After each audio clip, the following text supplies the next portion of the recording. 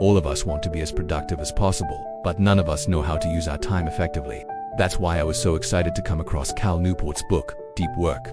This book changed the way I think about productivity. And in this video, I'd like to share with you one of my favorite quotes from the book and explain why it has stuck with me. So, the ultimate productivity hack is saying no. Not doing something will always be faster than doing it. This statement reminds me of the old computer programming saying, remember that there is no code faster than no code. The same philosophy applies in other areas of life. For example, there is no meeting that goes faster than not having a meeting at all. This is not to say you should never attend another meeting, but the truth is that we say yes to many things we don't actually want to do. There is a lot of code written that could be deleted. How often do people ask you to do something and you just reply, sure thing? 3 days later, you're overwhelmed by how much is on your to-do list. We become frustrated by our obligations, even though we were the ones who said yes to them in the first place. It's worth asking if things are necessary. Many of them are not, and a simple no will be more productive than whatever work the most efficient person can muster. But if the benefits of saying no are so obvious, then why do we say yes so often? We agree to many requests not because we want to do them, but because we don't want to be seen as rude, arrogant, or unhelpful. Often you have to consider saying no to someone you will interact with again in the future. Your coworker, your spouse, your family and friends. Saying no to these people can be particularly difficult because we like them and want to support them. Not to mention we often need their help too. Collaborating with others is an important element of life. The thought of straining the relationship outweighs the commitment of our time and energy.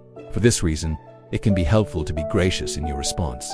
Do whatever favors you can, and be warm-hearted and direct when you have to say no. But even after we have accounted for these social considerations, many of us still seem to do a poor job of managing the trade-off between yes and no. We find ourselves overcommitted to things that don't meaningfully improve or support those around us, and certainly don't improve our own lives.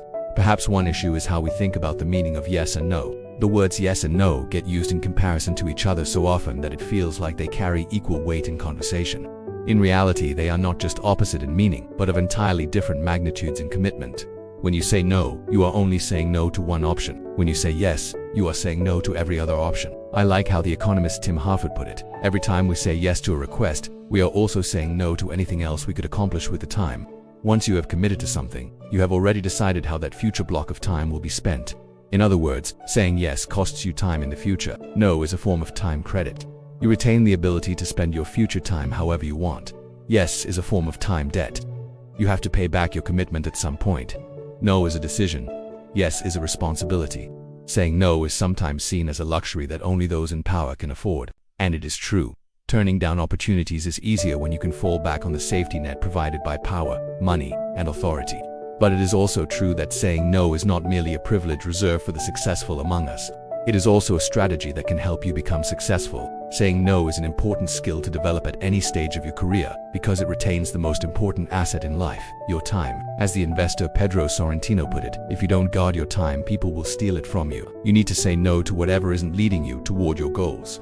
You need to say no to distractions. As one reader told me, if you broaden the definition as to how you apply no, it actually is the only productivity hack, as you ultimately say no to any distraction in order to be productive.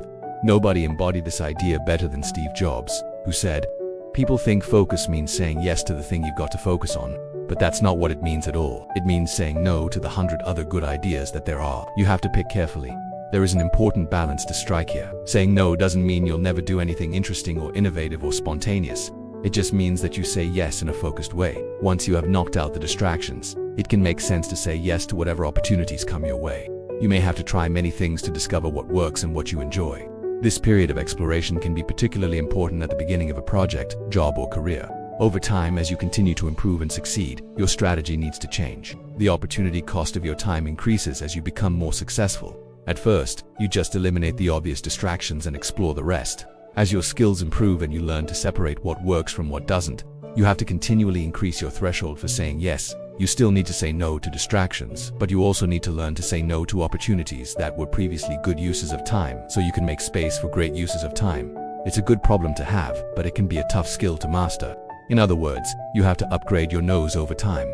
Upgrading your no doesn't mean you'll never say yes. It just means you default to saying no and only say yes when it really makes sense. To quote the investor Brent Bashore, saying no is so powerful because it preserves the opportunity to say yes. The general trend seems to be something like this. If you can learn to say no to bad distractions, then eventually you'll earn the right to say no to good opportunities.